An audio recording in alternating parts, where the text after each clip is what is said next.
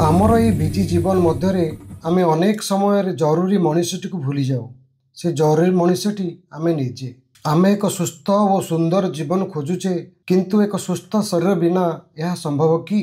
वर्तमान आमर busiest life पाई wellness कहीं जरूरी आसतु बुझा। सत कथा है जीवन सबुठारु मूल्यवान जिनिस होउछि स्वास्थ्य। स्वास्थ्य नथिले धन मन समय सबु दुर्बल हो जाए। बंधुगण, आम जीवन रे गोटे अजणा यात्रा करुचे जहाँ को कहा जाए 5D जर्नी ऑफ हेल्थ। सेथि मध्यरु प्रथम डी है डिस्कम्फर्ट बा असुविधा। प्रथमे आमको छोट छोट असुविधा हुए, जेमिति कि थकापण, अलसुआमी, निद नहेबा, डाइजेशन नहेबा इत्यादि।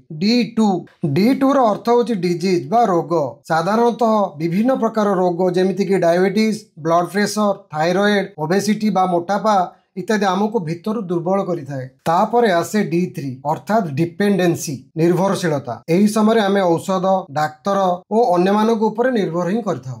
यार परवर्ती अवस्था होउछि D4, ता होउछि डिजाबिलिटी बा अक्षमता। एही समय शरीर चलिबा को मना करे एवं मन हारी जाय थाए। एवं सभा शेष डी रो अर्थ होउछि डेथ, तार अर्थ होउछि मृत्यु, सबु शेष।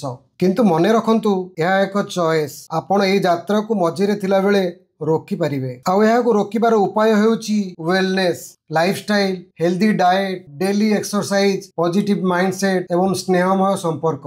बंधुगण, प्रतिदिन अल्प अल्प सचेतनता आपण को जीवन रो नुआ शक्ति दे पारे। तेबे चलंतु आज आमे वेलनेस बाछिबा, जेउठारे शेष डी हेउछि determine to live healthy and happy.